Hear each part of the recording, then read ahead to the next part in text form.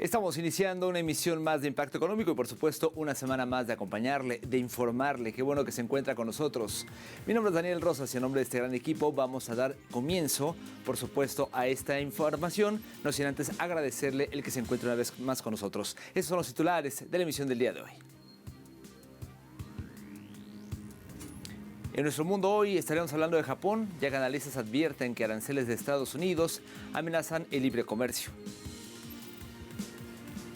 En nuestro espacio de análisis estaremos abordando cómo China mantiene su pulso económico en distintas áreas. Y en nuestro recorrido digital, la OPEP aumentará la producción de crudo a partir del mes de septiembre. De esto y más hablamos el día de hoy.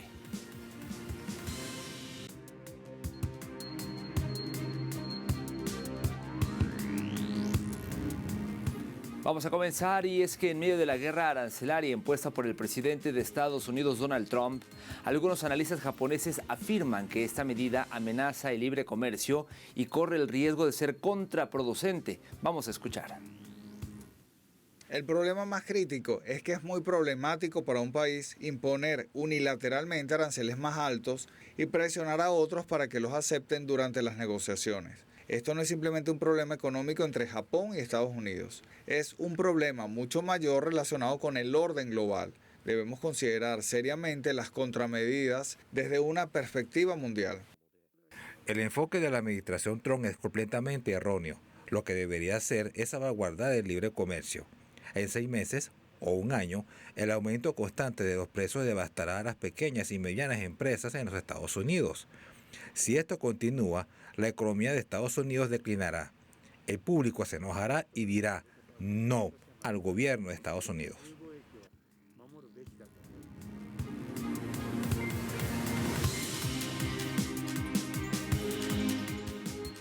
Representantes de la industria automotriz alemana expresaron su preocupación después de que la Unión Europea y Estados Unidos pactaran un acuerdo comercial. En este sentido, la presidenta de la Asociación Alemana de la Industria Automotriz indicó un día antes a la prensa en Berlín que sin duda este nuevo acuerdo arancelario previsto supone una carga considerable para la economía alemana y, por lo tanto, también para la industria automovilística. En primer lugar, en nombre de la industria, me gustaría decir que obviamente este no es un buen día para nosotros como representantes de la industria alemana, porque este acuerdo es un golpe para nuestro negocio. Nos enfrentamos a aranceles que nunca antes habíamos visto. En este contexto, recordemos que recientemente el presidente de Estados Unidos, Donald Trump, y la presidenta de la Comisión Europea, Ursula von der Leyen, anunciaron un amplio acuerdo comercial que impone aranceles del 15% a la mayoría de los productos europeos, evitando la amenaza de Trump de una tasa del 30% si no se llegaba a un acuerdo antes del 1 de agosto. Esperamos pérdidas significativas en el crecimiento de nuestra industria. Esto es particularmente desafortunado porque estamos entrando en una fase en la que estamos viendo algunos signos positivos y creíamos que estábamos en el camino correcto aquí en Alemania y Europa. Este es un serio revés en nuestros esfuerzos para volver a encarrilar las cifras de crecimiento en una senda positiva. Dejará una marca muy clara aquí y no podemos ser optimistas al respecto. Sin duda, este nuevo acuerdo arancelario organizado es una carga importante para la economía alemana y, por lo tanto, también para el sector automotor. Sin embargo, es una mejora con respecto a la situación actual, porque ya hemos estado pagando miles de millones en aranceles desde inicios de este año a una tasa porcentual más alta. En este sentido, es un paso en la dirección correcta, pero, sin embargo, con consecuencias importantes para la economía alemana. La Asociación de la Industria Automovilística Alemana prevé en Alemania un desplome de las ventas del 12% en 2025, dada la incertidumbre reinante en el mercado, los que podrían tener como efecto colateral la suspensión por las grandes marcas europeas de sus planes de producción de coches eléctricos. Así, tanto Renault como Mercedes y Volkswagen se estarían planteando la revisión de su estrategia, que pasaba por fabricar únicamente vehículos eléctricos en el año 2030, y estiman que la producción de modelos de combustión se mantendrá durante los primeros años de la próxima década. Le platico ahora que según un informe de la Secretaría de Hacienda, México mantiene una situación económica de finanzas y deuda pública favorable en el segundo trimestre del año. Los datos señalan que la economía sostuvo un crecimiento trimestral del 0,7%, con cifras ajustadas por estacionalidad, y anual del 0,1%, apoyado por avances en la industria y los servicios. El consumo privado repuntó 1,1% mensual en abril, mientras que el salario real promedio de los trabajadores formales aumentó 3,2% anual. Asimismo, las exportaciones crecieron 1,8% trimestral. La inversión extranjera directa, 21.373 millones de dólares, a pesar de la política comercial de Estados Unidos de este año. Por tanto, el sistema financiero mantuvo su solidez con bancos bien capitalizados y bajas tasas de morosidad. Además, la recaudación tributaria aumentó 8% real anual, la mayor tasa registrada desde 2016 para un primer trimestre, mientras que el cierre de junio, la deuda pública se ubicó en 49,5% del Producto Interno Bruto frente al 51,3% observado al cierre de 2024.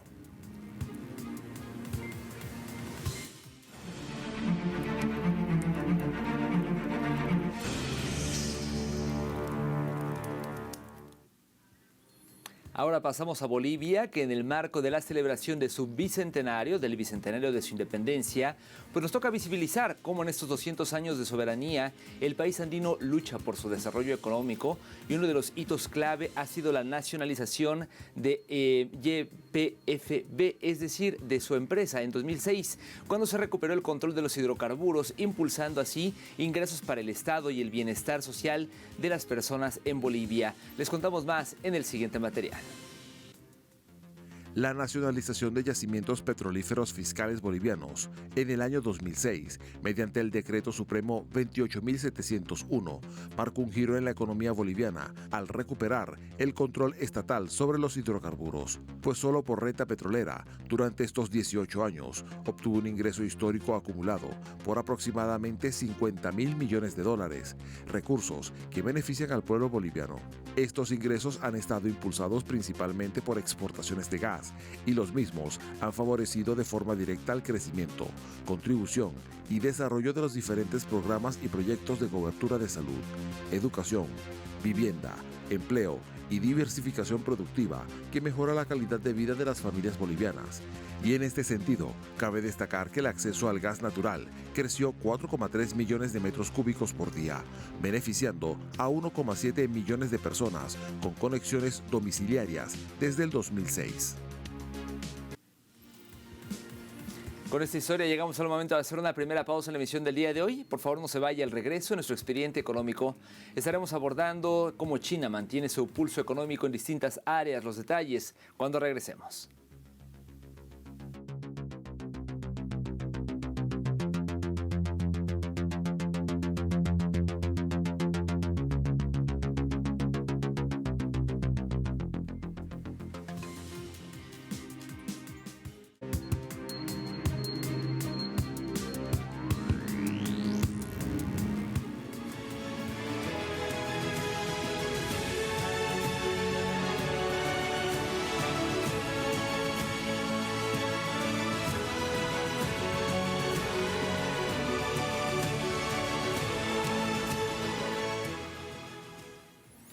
Imágenes de China, que es la mayor nación exportadora del mundo y que mantiene un papel dominante en el comercio global, pues sus exportaciones totales alcanzaron un nuevo récord que supera los 13 billones de yuanes en los primeros 6 meses de 2025.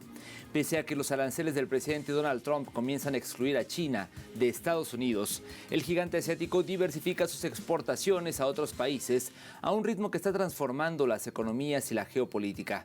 Así pues, el comercio con mercados como la Unión Europea, Japón y el Reino Unido continuó creciendo.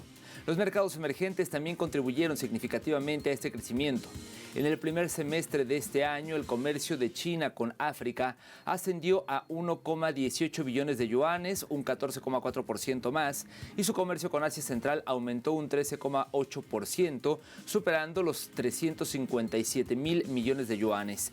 Cabe destacar que las empresas privadas desempeñaron un papel importante en impulsar el crecimiento del comercio, con su escala de importación y exportación superando los 12 billones de yuanes por primera vez en los primeros 6 meses. También en comparación con el mismo periodo de la historia.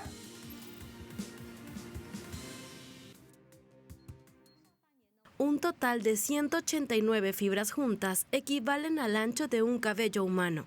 Estos materiales eléctricos, que se extraen de minerales, ahora se han exportado a empresas en Japón y Corea del Sur, marcando nuestra entrada completa en las cadenas industriales y de suministro de la industria de materiales electrónicos líder en el mundo. China también ha logrado su objetivo de atraer 700.000 millones de dólares de inversión extranjera directa durante el periodo de la edición o digamos del plan quinquenal número 14 que comprende entre el 2021 y el 2025. Así lo declaró el ministro de Comercio. Escuchemos las palabras del funcionario. China ocupó el primer lugar en el comercio de bienes a nivel mundial y su participación en el mercado internacional de exportaciones e importaciones se mantuvo estable en 14% y 10% respectivamente. El país ocupó el segundo lugar en comercio de servicios, superando la marca de $1 billón por primera vez el año pasado. La calidad de la inversión extranjera del país también mejoró. La inversión extranjera acumulada en el país superó la meta de $700.000 millones establecida para el plan quinquenal número 14. El atractivo de invertir en China sigue brillando y la estructura de inversión sigue mejorando. La cooperación internacional en cadenas industriales y de suministro está progresando de manera ordenada, con una tasa de crecimiento promedio de la inversión extranjera que supera el 5% anual, lo que coloca a China entre los 3 primeros a nivel mundial. El volumen total de proyectos de contratos de salida aumentó de manera constante. China firmó múltiples memorandos de cooperación con respecto a las cadenas industriales y de suministro con los países socios de la Franja y la Ruta. Asimismo, el comercio de China con los países del noreste asiático supera los 900.000 millones de dólares en 2024. El Ministerio de Comercio informó que el volumen de comercio entre el gigante asiático y los 5 países del noreste asiático, me refiero a Japón, a República de Corea, a Rusia, a Mongolia y a la República Popular Democrática de China, ascendió a 901.600 millones de dólares en 2024. Asimismo, el ente oficial indicó que los intercambios económicos y comerciales de China con esos países continuaron profundizándose durante el último año con un aumento interanual del comercio. También señaló que China sigue manteniendo su posición como el mayor socio comercial de los 5 países del noreste de Asia. La cooperación en materia de inversión continúa profundizándose. En 2024, la inversión bilateral entre China y los 5 países del noreste asiático superó los $7.000 millones estadounidenses. Las áreas de cooperación en materia de inversión se han expandido gradualmente a nuevos campos, como la economía digital, el desarrollo verde, la manufactura avanzada y los servicios modernos. La cooperación regional está logrando avances sólidos. En los últimos años, junto con el avance constante en la construcción del corredor económico China, Mongolia y Rusia, la Asociación Económica Integral Regional RCEP se ha implementado con mayor profundidad y diversos mecanismos económicos y comerciales regionales han logrado resultados positivos. Por otra parte, la industria cultural china registra una expansión constante en el primer semestre del año. Los ingresos operativos combinados de las principales empresas culturales sumaron más de 7,1 billones de yuanes, es decir, unos 996.000 millones de dólares entre enero y junio. Le comento además que esto supone un aumento interanual del 7,4% de acuerdo a lo que informó el Buró Nacional de Estadísticas. La rentabilidad de esta industria mejoró significativamente. Los beneficios de las principales empresas culturales crecieron un 19,3% interanual hasta los 629.800 millones de yuanes en el mismo periodo, de acuerdo con los datos del BNE. Asimismo, los ingresos del sector de servicios culturales se incrementaron en un 10,7% en el primer semestre y representaron el 55% de los ingresos totales de las mencionadas empresas, 1,6 puntos porcentuales más altos que en el nivel de hace un año. Y por otro lado, los vehículos de nueva energía de China de alta calidad ganan popularidad en el mercado europeo. Conozcamos más de este terreno ganado en el siguiente material. Los vehículos de nueva energía de China han tenido una popularidad sostenida en el mercado automotor europeo por su combinación de alta calidad y asequibilidad. Excelente y con una extraordinaria relación calidad-precio. He tenido la oportunidad de conducir vehículos eléctricos BYD y Tesla, y ambos son muy buenos. Creo que BYD puede igualar el rendimiento de Tesla a la mitad del precio. Los datos develados por la Asociación de China de Automóviles exhibieron que en la primera mitad de este año, China exportó 1.0,6 millones de nuevos NET, un aumento interanual del 75.2%. China es vista cada vez más como un centro de innovación. Muchos fabricantes y proveedores están optando por presentar sus productos y probar nuevas tecnologías en China antes de implementarlas a nivel mundial. Esto se ha convertido en una tendencia. El reconocimiento de los consumidores extranjeros de los vehículos de nueva energía chinos se debe en una vasta medida a la experiencia directa. Hace 1 año y medio conduje un vehículo eléctrico de marca china, un MG. Fue mi primer coche eléctrico y la experiencia fue sorprendentemente buena. Los expertos del sector confieren el rápido aumento de las exportaciones de los vehículos de nueva energía chinos y su reconocimiento mundial al dominio de las tecnologías de los productores de automóviles chinos. ¿Qué le parece esto? Bueno, permítanos hacer una segunda pausa y a la vuelta en nuestro recorrido digital estaremos hablando de la OPEP, que anunció un aumento de la producción de crudo para el mes de septiembre. Los detalles de esta y más información cuando regresemos.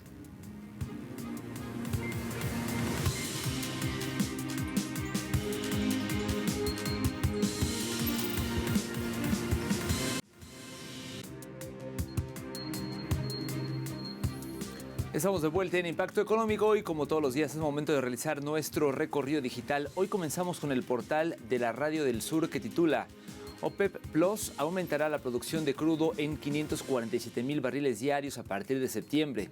De acuerdo con esta información, los países involucrados en esta decisión estratégica incluyeron a Arabia Saudita, Rusia, Irak, Emiratos Árabes Unidos, Kuwait, Kazajistán, Argelia y Omán. Estas naciones alcanzaron el acuerdo durante una reunión virtual para discutir el proceso de reversión gradual de los recortes voluntarios aplicados en los años anteriores para estabilizar los precios del crudo. Este ajuste en la producción se enmarca en la estrategia de la OPEP Plus o OPEP Más para restablecer el comercio o el equilibrio en el mercado global del petróleo luego de años de recortes destinados a sostener los precios ante la volatilidad económica y geopolítica, cita Al-Mayadeen.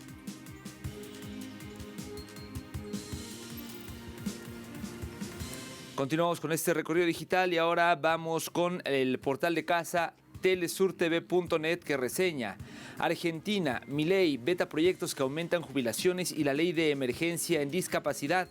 Así pues, el presidente argentino vetó los proyectos que buscaban apoyar a sectores vulnerables en la sociedad, luego de que las leyes habían sido aprobadas por mayoría en el Senado a principios de julio.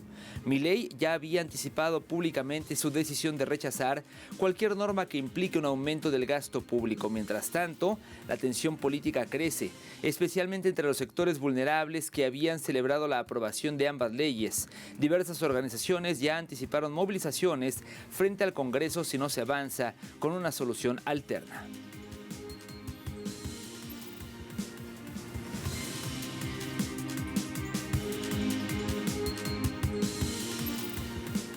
Momento de revisar cómo se encuentran los precios del petróleo. El intermedio de Texas, el West Texas Intermediate, marcó un precio de $69.42.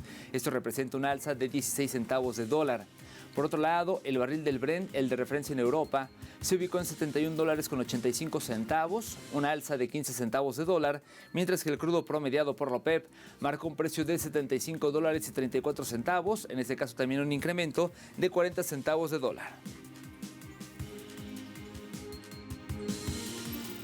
Y llegamos así al final de esta emisión. Como siempre, gracias por habernos acompañado, por iniciar la semana con nosotros, con este gran equipo que siempre está informándole con pues toda el profesionalismo. Recuerde que en telesurtv.net, que es nuestro portal, está toda la información a su disposición y que puede seguirnos en nuestras cuentas de X, @TelesurImpactoE y @DanielTelesur.